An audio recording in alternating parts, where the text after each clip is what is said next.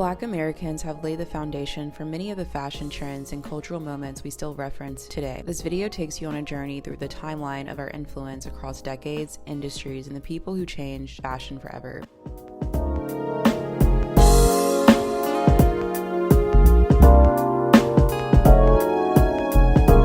Welcome back, I'm Jada if you're new here, and today's video is all about Black Americans' impact on fashion. So let's talk about it. Before fashion designers, we had dressmakers. Elizabeth Keckley, born in DeWinney County, Virginia in the year of 1818, and Anne Lowe, born in Clayton, Alabama in 1898, are both the oldest Black dressmakers we know of today. Long before Black designers were welcomed into the fashion establishment, these women were already shaping what elegance looked like at the highest levels of American society. One thing I know to be true about Black Americans, specifically from the South, is that the Sunday's best standard of style has been the dress code for a very long time, and it's evident in the work of Anne Lowe's couture, Keckley's luxury dressmaking, Dapper Dan's revision of luxury, and Patrick Kelly's work as well. What I also know is that Black Americans treated clothing as a reflection of pride, identity, and self-respect. Even in the face of oppression and limited resources, our ancestors placed importance on craftsmanship, care, and presentation. Sewing, tailoring, ironing, and maintaining garments became traditions passed down through families, where the smallest details like a pressed shirt, a structured dress, or a carefully chosen fabric carried meaning. If you want to learn more about Black Americans' influence on fashion, I highly recommend learning more about everyone listed on the screen and also paying attention to where they're from. Now, Patrick Kelly is one of my favorite designers I like to reference in my course of studying, and also when we talk about Black style, not just because of his designs, but because of his story. This tight, I had been on every interview you could go on. I was standing on my head.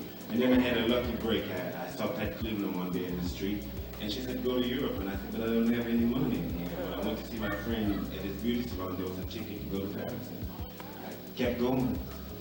But it's hard to tell you to follow my trip because you may not be willing to do what I did, like sell fried chicken dinners, clean people's houses, sell your clothes on the street and have people say to you it's not chic and put you down.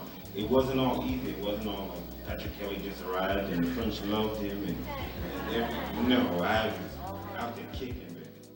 Another reason why I fell in love with the story of Patrick Kelly and the Patrick Kelly brand overall is because he represents something I think has been missing in fashion for a very long time. And it's that soulful, unique spirit of fashion and storytelling as well. With all of that being said, I think when we talk about dandyism and dapper and also luxury fashion, there's a huge disconnect between what I've shared with you about our historical dress code and the current landscape of luxury fashion. We're going to do an exercise. So think of any very popular fashion house, and I'm going to say a few words and you tell me the imagery that comes to mind when you think of those categories and if they're kind of similar to other fashion houses. As creative director, photographs, the audience of a fashion show, the branding, the storytelling, imagery, model. Was the imagery similar for each category or did it split in some ways? Let me know below. So now that we've covered the ground of our standard of fashion and dressmaking and the art of storytelling with it all, let's move into sports. We know obviously that people who watch sports are watching well for the sports, but also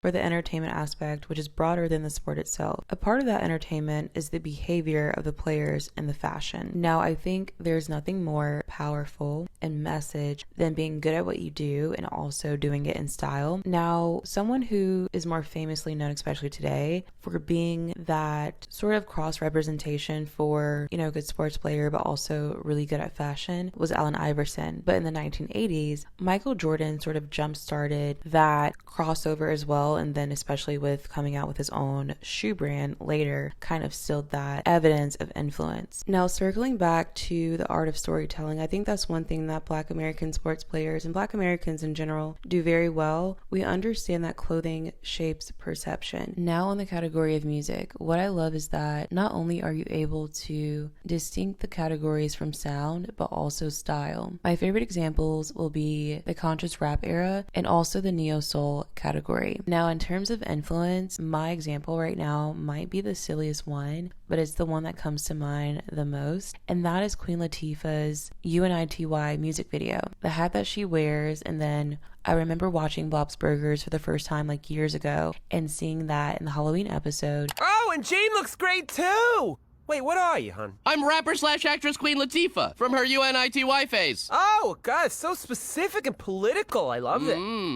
Now, it would be impossible to talk about Black Americans' influence on fashion without mentioning Soulja Boy. During the mid-2000s is when Soulja Boy broke out online. We can all agree that when it comes to the digital space, that he's definitely a pioneer as he pivoted from its original use and jump-started how we'd use the internet today, especially when it comes to the wave of internet dance. He also heavily, to this day, influenced streetwear style. To go over Soulja Boy's impact on fashion, especially amongst Gen Z, it would definitely need its own video. But I will say, if you ever want to know how impactful Black American style has been on the world, then just take a look at how many people needed to borrow the aesthetics and the fashion to social signal and get numbers, whether it's streaming numbers, views, or whatever, to where they needed to be, and who quickly dropped the aesthetics as soon as they revived or jump-started their career to where it needed to be. I do find the contrast between our impact on fashion and our representation in fashion journalism to be very interesting. Now, this isn't to say that there aren't Black fashion journalists that aren't reporting on our style or just marginalized people in general. I think there's a lot of people, and I'll put my favorite on the screen, that are leading conversations towards a new era in fashion. But I think for a lot of people, they often look to corporate fashion and corporate fashion magazines to tell them the trends or their culture. But for me, my conversations around fashion have always been grassroots because I'm gravitated towards what I see every day and also what I feel. That's a huge part of it. And I mention that because I think there's so many rich stories to tell on Black style. And I think with this new era that we're entering to in fashion, I looked up the other day actually what people want to see from fashion brands specifically the most, and it's that rich storytelling. I do believe that we are in a fashion renaissance, and I'm excited to see what Black American photographers come from this space in fashion, as well as editors, magazines, even newspapers, fashion journalists, designers, and so much more. And in this series, I'm going to continuously uncover our impact on fashion and where we're going as a community in fashion. That is the end of this video. Let me know what you guys think about this video. Let me know,